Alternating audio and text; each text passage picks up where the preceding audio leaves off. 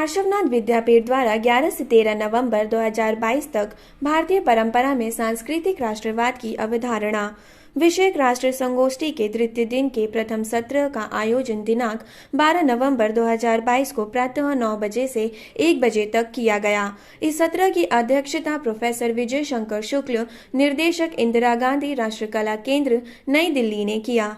कार्यक्रम के वक्ताओं के रूप में प्रोफेसर दीनानाथ शर्मा, अहमदाबाद विश्वविद्यालय, doctor Arpita Chatterjee, associate professor, प्राचीन भारतीय इतिहास एवं सांस्कृतिक विभाग, BHU, डॉक्टर कविता भट्ट शैलपुत्री, डॉक्टर सूर्य प्रकाश पांडे जी वर्धा, गौरव मिश्रा, डॉक्टर राम नारायण मिश्र आदि मौजूद रहे। कार्यक्रम का दूसरा सत्र 1 बजे से प्रारंभ होगा, जिसकी अध्यक्षता प्रोफेसर DN तिवारी, पूर्व अध्यक्ष दर्शन विभाग, काशी हिंदू विश्वविद्यालय ने किया। इस सत्र में 4 शोध पत्र प्रियंका मिश्रा, डॉक्टर अनिमेश कुमार, अरुण कुमार यादव और डॉक्टर अरविंद विक्रम द्वारा प्रस्तुत किया जाएगा। मैं डॉक्टर सूर्य प्रकाश पांडे, डायरेक्टर पार्श्वनाथ विद्यापीठ। आज ये सेमिनार का कहवा दिन है और किस बिंदु पे आज चर्चा हो रही है? यह सेमिनार का दूसरा दिन है और दूसरे दिन का पहला सत्र शुरू हुआ था 1 बजे तक और इसमें करीब 8 विद्वानों ने अपने शोध पत्र पढ़े और सांस्कृतिक राष्ट्रवाद के विभिन्न पहलुओं पर उन्होंने चर्चा की। सबके पेपर्स अलग अलग थे और सबके कथ्य अलग अलग थे, सबकी स्थापनाएं अलग अलग थी। फिर भी ये है कि सबका निचोड़ यही था कि भारतीय सांस्कृतिक राष्ट्रवाद जो है वह हमारे आसपास जो अभी तत्व बिखरे हुए हैं, जैसे हमारा जो संस्कार है, हमें जो बचपन से ही घुट्टी दी जाती है हमारे संस्कारों की, वो सब हमारी संस्कृति के अंग है। और दूसरी चीज़ है कि ये नदी है, जल है, पर्वत है, आकाश है, पहाड़ है, ये सब वही तत्व हैं जो कि हमारे सांस्कृतिक भूगोल की परिसीमाओं को तय करते हैं और वो उन परिसीमाओं में हमारा राष्ट्रवाद तय होता है कि हमारा राष्ट्रवाद क्या है और उसकी परिधि कहाँ तक है। तो इस विषय पर अनेक विद्वानों ने अपने अपने विचार व्यक्त किए हैं। उसके बाद फिर दूसरा सत्र जो है वो भोजनोपरांत अभी चल रहा है और ये 5 बजे तक चलेगा। इसमें करीब 7-8 विद्वान अपना शोध पत्र पढ़ेंगे। इसमें कुछ का पावर पॉइंट के अनुसार है जो उन्होंने अपने जगह जगह ये दिखाने का प्रयास किया है कि हमारी जितनी भी देवी देवता हैं, चाहे वो तमिल में हो, कर्नाटक में हो, राजस्थान में हो, मूल एक ही है और वह जो भक्ति मार्ग था वह एक तरह से आधार है हमारी राष्ट्रीय संस्कृति का। और भक्ति जो है वो सबको समेट के चलता है। जब हम देवी की बात करते हैं तो सारी देवियाँ एक है, देवताओं की बात करते हैं तो उसमें अनुच्यूत जो देवता है वो सब एक है ना। और ये हमारी संस्कृति की एकात्मकता है, ये हमारी संस्कृति को एकात्म माहौल बांधते हैं और ये एकत्व ही हमारी राष्ट्रीय संस्कृति का मूल है और वही उसका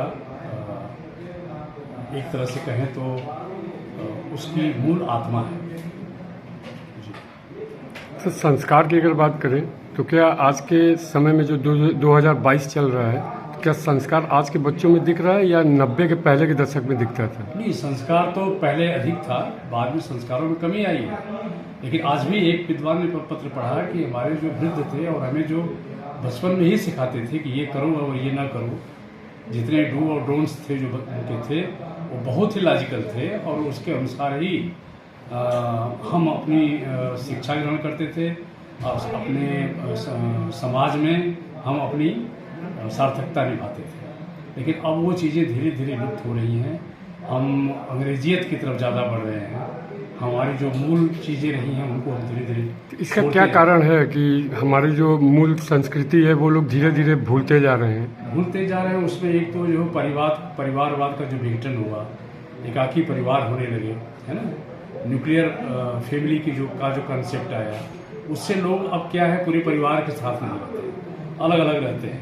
तो माँ बाप जो सिखाते हैं बच्चे वही सीखते हैं। एक परिवार होता था तो एक बड़ा परिवार होता था, उसके एक मुखिया होता था, 8 भाई होते थे तो 4 भाई अगर बाहर सर्विस करते हैं तो अगर 2 वहाँ खेती करते हैं तो उसके बच्चे की भी शादी उसी तरह से धूमधाम से होती थी जैसे जो परिवार कमाने वाले हैं उनकी बच्ची भी होती थी। तो एक तरह से सामंजस्य था पूरी फैमिली में, वो विघटन के कारण, एकाकीपन के कारण और ये जो न्यूक्लियर फैमिली का कंसेप्ट आया, इसके कारण वो डिस्टर्ब हुआ।